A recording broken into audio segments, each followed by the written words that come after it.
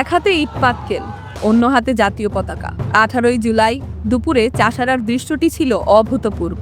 পুলিশের মারণাস্ত্রের মুখে দাঁড়িয়েও ছাত্ররা যখন অ্যাম্বুলেন্সকে পথ করে দিচ্ছিল, তখনই বোঝা গিয়েছিল এই লড়াই নতুন বাংলাদেশ গড়ার লড়াই। স্লোগান ছিল,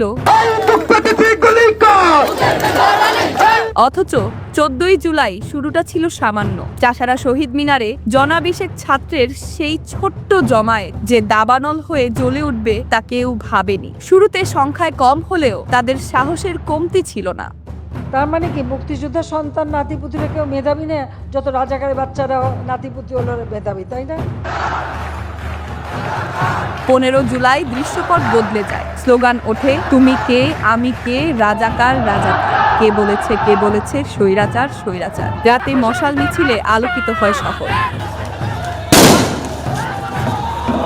16 জুলাই প্রেস ক্লাব থেকে সোনারগাঁ হামলা হলেও ছাত্ররা পিছু হটেনি। ভয় তখন ভাঙতে শুরু করেছে।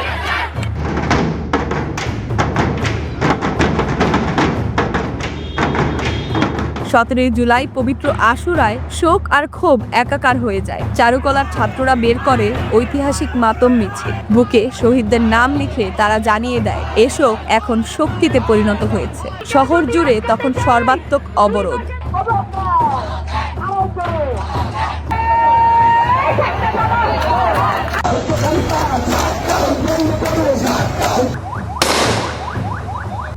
July complete shutdown. সকাল 10টার মধ্যেই চাষারা লিংক রোড থেকে সাইনবোর্ড সব ছাত্রদের দখলে। পুলিশ নামায় জলকামান আর সাজোয়া যান। ছাত্ররা ভুয়া স্লোগান দিয়ে জলকামানকে পিছু হটতে বাধ্য করে। কিন্তু দুপুর 12:15 পরিস্থিতি পাল্টে যায়। পুলিশ শুরু করে টিয়ার শেল আর রাবার বুলেট নিক্ষেপ। মুহূর্তেই রণক্ষেত্রে পরিণত হয় পুরো নারায়ণগঞ্জ। 18 তারিখে আমরা সবাই আন্দোলনের যে শাটডাউন সেটা পালন করতেছিলাম। হঠাৎ করে দেখি কিছু লোকজন যারা হাতে লাঠি টাঠি নিয়ে আইসা পুলিশের গাড়িতে হামলা করলো। তো যখন পুলিশের গাড়িতে হামলা করলো, আমরা তাদেরকে থামানোর চেষ্টা করছি, কিন্তু আমরা তাদেরকে থামাইতে পারি নাই বিধায় সামনের দিকে আগায় গেলাম মিছিল নিয়ে। কিন্তু যখনই সামনের দিকে আগায় গেলাম, দেখলাম পুলিশের গাড়িটাও সামনের দিকে আগায় গেল। আমরা বুঝতে পারি নাই ওই সময় যে পুলিশ আমাদের উপরে হামলা করবে। কিছুক্ষণ পরে দেখি প্রায় 1 মিনিট 1.5 মিনিটের মধ্যেই তারা হয়েছিল যে আমাদের দিকে প্রায় 8-10টা টিয়ার গ্যাস নিক্ষেপ করে।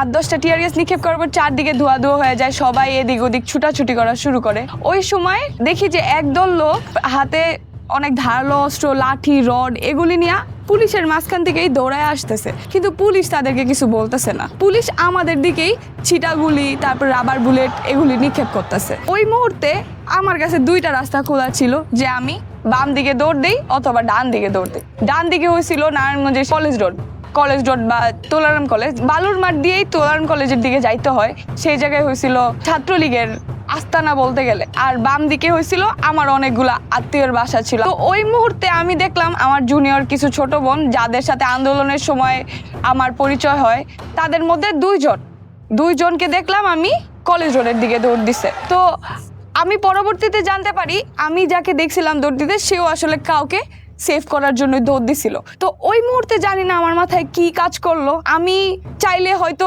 সেলফিশের মতো দৌড় দিতে পারতাম বাম দিকে।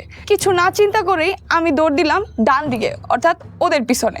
পপুলারের পাশ দিয়ে যে গলিটা, সেই গলিটার মধ্যে যায় আমি হাত ধরলাম আমার ছোট বোন নিসার। আমি দেখলাম নিসা আরেকটা ছোট বোনের হাত ধরছে। ওই মেয়েটার নাম হয়েছিল মুন্নি। যখন আমরা দৌড় দিয়ে যাইতেছি, বালুর মাঠের একটা কোনায় একটা চায়ের দোকানে গিয়ে আমরা দাঁড়াইলাম। আমাদের সবারই চোখ খুব জ্বলতেছিল। ওখান থেকে কিছু কাগজ নিয়ে আগুন জ্বালে আমরা চোখে ধোঁয়া দিতেছিলাম। ওই মুহূর্তে দেখলাম একটা রিক্সা একটা ছেলে নিয়ে যাওয়ার চেষ্টা করতেছে।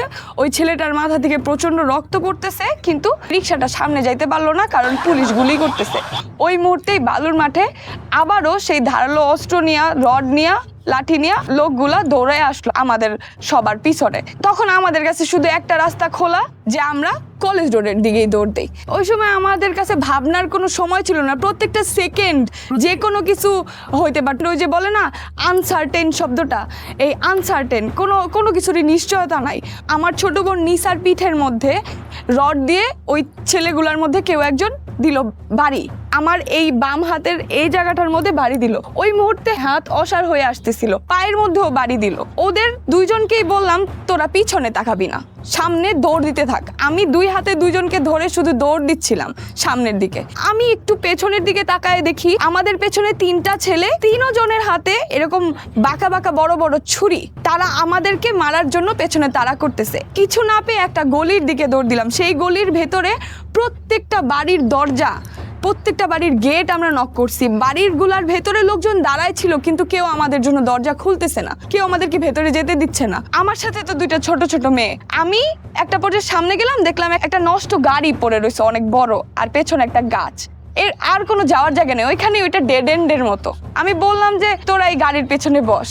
ছেলেগুলা আসছে সামনে, ছেলেগুলা বলছে মেয়েগুলা কোথায়, মেয়েগুলার আজকে নামায় ফেলবো। নারায়ণগঞ্জের ভাষায় নামায় ফেলা মানে কল্লা কেটে ফেলা বা মেরে ফেলা। ওরা বললো যে মনে হয় ভাই কোনো বাসার মধ্যে ঢুকছে, একটা ছেলে আরেকটা ছেলেকে বলতেছে। আমি ওদের দুইজনকে বললাম তোরা এখানে বস, আমি দেখে আসি। ওরা আমাকে কিছুতেই বের হইতে দিবে না, কিন্তু আমার মধ্যে জানি না ওই সময় কি কাজ করতেছিল। আমি জাস্ট ওখান থেকে বের হইলাম, বের হয়ে দেখলাম যে আশেপাশে কেউ আছে কিনা। দেখলাম ওরা ওই গলির মাথায়। আমার হাত আমার পা প্রচন্ড ব্যথা করতেছে, কিন্তু ওই ব্যথাটা অনুভব করার মতো সময়টা আমার কাছে ছিল না, বা হয়তো আমার ছোট বোন নিসার কাছেও নাই। আমি তখন বের হলাম, দেখলাম যে আমাদের কয়েকজনের পরিচিত একজন মানে আত্মীয়, বা আমরা তাকে খালা ডাকতাম, তিনি আমাদের সামনে দাঁড়ানো। আমি জাস্ট দৌড়ায় যায় তাকে জড়ায় ধরে কান্না করে দিলাম যে খালা আপনি আমাদের লাইফ সেভিয়রের মতো, আপনি আমাদের কাছে লাইফ সেভিয়রের মতো চলে আসছেন। উনি ওনার বোনের বাসায় যাচ্ছিল, উনি ওই দরজাটা খুলে দিলেন। আমরা ওনার বোনের বাসার গ্যারেজে কিছুক্ষণ বসলাম। আমাদের সবার চোখ জ্বলতেছে ভয়ানকভাবে। একটা ছোট মেয়ে, ক্লাস সর্বোচ্চ 8-এ পড়ে, ওই মেয়েটা হঠাৎ করে কোত্থেকে যেন ওই কলেজ রোডের ওই রাস্তা দিয়ে দৌড় দিয়ে আসলো, আর ওই দরজাটা নক করতেছে। হততন্ত হয়ে দরজাটা খুললাম, আর ওই মেয়েটা চিৎকার দিয়ে কান্নায় ফেটে পড়লো, আমাকে জড়ায় ধরে আপু আমাদের কি হবে। টোটালি আনসার্টেন, আসলেই আমাদের কি হবে, আমরা কেউই জানি না আমাদের কি হবে। আমার প্রচন্ড কান্না পাচ্ছিল, কিন্তু আমার তো ধরে রাখতে হবে নিজেকে কোনোভাবে। ওরা সবাই আমার ছোট। আমি ওই জায়গায় বসে ওদেরকে ওই গ্যারেজ থেকে পানি টানি দিয়ে আমরা সবাই বসলাম, তো মুখ টুক ধুইলাম, তাও আমাদের চোখ জ্বলা কমতেছে না।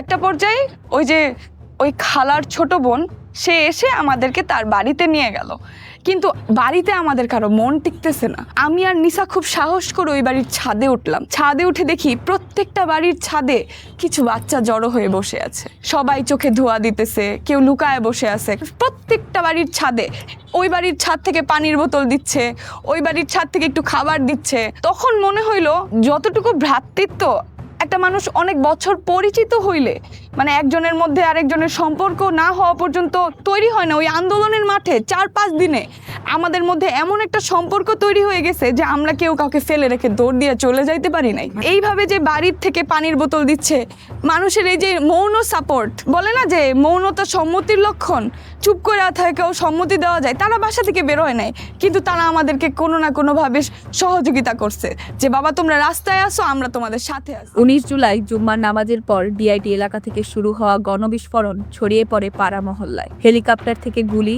আর মারণাস্ত্রের মুখেও বুক চিতিয়ে দাঁড়িয়েছিল নারায়ণগঞ্জের ছাত্র জনতা। শহরে জারি হয় কারফিউ, নামে সেনাবাহিনী, কিন্তু থামেনি ক্ষোভ। 21 থেকে 23 জুলাই নারায়ণগঞ্জের আকাশ ছিল কালো ধোঁয়ায় ঢাকা। পিবিআই অফিস, পাসপোর্ট অফিস আর টোল প্লাজায় আগুনের লেলিহান শিখা জানান দিচ্ছিল পুঞ্জীভূত ঘেন্নার কথা। 54টিরও বেশি তাজা প্রাণ ঝরে গেছে এই কয়েকদিনে। 18 জুলাই বন্ধ হওয়া ব্রডব্যান্ড ইন্টারনেট সেবা চালু হয় 24 জুলাই। 26 জুলাই এলাকায় এলাকায় আন্দোলনকারীদের খোঁজে অভিযান চালায় যৌথ বাহিনী। গ্রেফতারকৃতদের জন্য শুক্রবারেও বসে বিশেষ আদালত। আদালত চত্বরে ছিল গ্রেপ্তার হওয়া ছাত্র জনতার স্বজনদের আহাজারি। 30 জুলাই শহর ও বন্দরের বিভিন্ন এলাকায় দেয়াল লিখন করেন শিক্ষার্থীরা। 1 আগস্ট আন্দোলনে হতাহতদের স্মরণে সন্ধ্যায় চাষারা শহীদ মিনারে মোমশিখা প্রজ্বলন কর্মসূচি দেন নারায়ণগঞ্জের ছাত্র শিক্ষক অভিভাবকেরা। পুলিশ আন্দোলনকারীদের শহীদ মিনার থেকে বের করে তাদের উপর লাঠিপেটা করে, এতে অন্তত 10 জন শিক্ষার্থী আহত হন। 3 আগস্ট দীর্ঘ 12 দিন পর আবারও ছাত্র জনতার দখলে চলে যায় নারায়ণগঞ্জ। সকাল থেকে বিকেল পর্যন্ত আন্দোলনরত ছাত্র জনতা শহর দখলে রাখেন। তারা তৎকালীন প্রধানমন্ত্রী শেখ হাসিনার পদত্যাগের 1 দফা দাবিতে স্লোগান দেন। 4 আগস্ট সারা দেশে অসহযোগ আন্দোলনের অংশ হিসেবে ঢাকা চট্টগ্রাম মহাসড়ক অবরোধ করেন আন্দোলনকারীরা। 5 আগস্ট আগের দিন কেন্দ্রীয়ভাবে মার্চ টু ঢাকা কর্মসূচি ঘোষণা হয়। আগামীকাল 5 আগস্ট সারা দেশের মুক্তিকামী জনতাকে ঢাকার উদ্দেশ্যে রওনা হওয়ার জন্য আমরা আহ্বান জানাচ্ছি। সকালে খণ্ড খণ্ড হয়ে ঢাকার উদ্দেশ্যে পথে নামে ছাত্র জনতা। 5 তারিখে আমরা পঞ্চবটি থেকে ফতুল্লা পার হয়ে পোস্তগোলার দিকে, ওই জায়গায় পোস্তগোলা ব্রিজের নিচে নামি। আমাদের এক বন্ধু ওর পতাকাটা নিতে ভয় পাচ্ছে দেখে ওই পতাকাটা সে কি করবে বুঝতে পারতেছিল না। এখন পতাকা তো ফেলে দিতে পারি না, পতাকাটাকে নিলাম, নিয়ে পতাকাটাকে মোড়াই আমি আমার জামার ভিতরে নিলাম। আমার পেটটা একটু ফুলে ছিল, যেটা সচরাচর প্রেগনেন্ট মহিলাদের মতো দেখা যায়, সেরকমই লাগতেছিল। তো আমিও একটু প্রেগনেন্ট মহিলাদের মতোই বসলাম। তো আমরা একটা রিক্সা নিয়ে পোস্তগোলা ব্রিজ থেকে কিছু দূর আগাইলাম। রিক্সাওয়ালা মামা খুবই হেল্প করতেছিল। দেখলাম সামনে পুলিশ চেক করতেছে। ওই মুহূর্তে আমি আমার যে বন্ধু সৃজয় সাহার কাঁধে এমন ভাবে মাথা রাখছি মনে হয় যেন আমি অসুস্থ হয়ে পড়ছি। পুলিশ আমাকে দেখে ওই মুহূর্তে আর কিছু বললো না, জিজ্ঞেস করলো কোথায় যাচ্ছ। তখন বললাম যে আমার আব্বা অসুস্থ। বন্দুক এমন করে তাক করে সেনাবাহিনী আর পুলিশ দাঁড়ায় আছে। কোথায় যাচ্ছেন? পোস্তগোলা থেকে চাংখারপুল পর্যন্ত আমরা রিক্সা দিয়ে গেলাম। সেই সময় রিক্সায় আমার সাথে ছিল আমার বন্ধু সৃজয় এবং আমার বন্ধু ইউষা রিক্সার উপরে বসা ছিল। তো পুলিশ আমাদের দিকে বন্দুক তাক করেছিল যে কোথায় যাইতেছেন। তো আমি বললাম যে আমার আব্বা পিজি হাসপাতালে ভর্তি, উনি স্ট্রোক করছে। আমি কিন্তু তখনও জানি না আমার আব্বা যে আসলেই স্ট্রোক করছে। এটা একটা জাস্ট বানানো গল্প বলে দিছিলাম। পুলিশ তখন বলে আপনার মাকে ফোন দেন। আমি ফোন দিলাম, মানে জানি না সে কিভাবে, আমি বললাম পুলিশকে বলো। পুলিশকে আমার মা একটা ধমকই দিল যে আমার হাজবেন্ড হাসপাতালে, আপনি এরকম করতেছেন কেন। আমার আব্বা কিন্তু তখন আসলেই হাসপাতালে। কিছুক্ষণ পরে আরেকটু সামনে গিয়ে পিজি হাসপাতালে, তখন প্রায় কাছাকাছি চলে আসছি আমরা। ওই জায়গায় আমাদেরকে পুলিশ আবার আটকাইলো। পুলিশ এর আগে আমাদেরকে ছেড়ে দিল, আবার আটকাইলো। তখন আমার বন্ধু সৃজয় সে বলল যে এর আগেও পুলিশ আমাদেরকে আটকাইছিল, ওর আব্বা অসুস্থ, আপনারা 3 জন কেন? আমি বললাম আমার বন্ধু আর এটা আমার ছোট ভাই। তো বলে যে আপনি আপনার বন্ধুকে আনছেন কেন? এখন আমার কাছে আর বলার মতো কিছু ছিল না, যেহেতু আমি প্রেগনেন্ট মহিলার রূপ নিয়ে যাচ্ছি। বললাম আমি এই অবস্থায় কি আমি একা আসতে পারি এই হরতাল অবরোধের মধ্যে? এভাবে করে বইলা দিলাম। তারপরে বলে আচ্ছা ঠিক আছে যান, ওনাকে পিজি হাসপাতালের সামনে নামাই দিবেন। পিজি হাসপাতালের কিছুটা সামনে গিয়ে আমাদেরকে নামাই দিল। ইউষা আমাদের থেকে আলাদা হয়ে আরেকটা গ্রুপের সাথে চলে গেল। আমি আর সৃজয় আলাদা হাঁটতে হাঁটতে কিছু দূর গিয়ে প্রায় শাহবাগের কাছাকাছি ওই জায়গাটার মধ্যে থামলাম।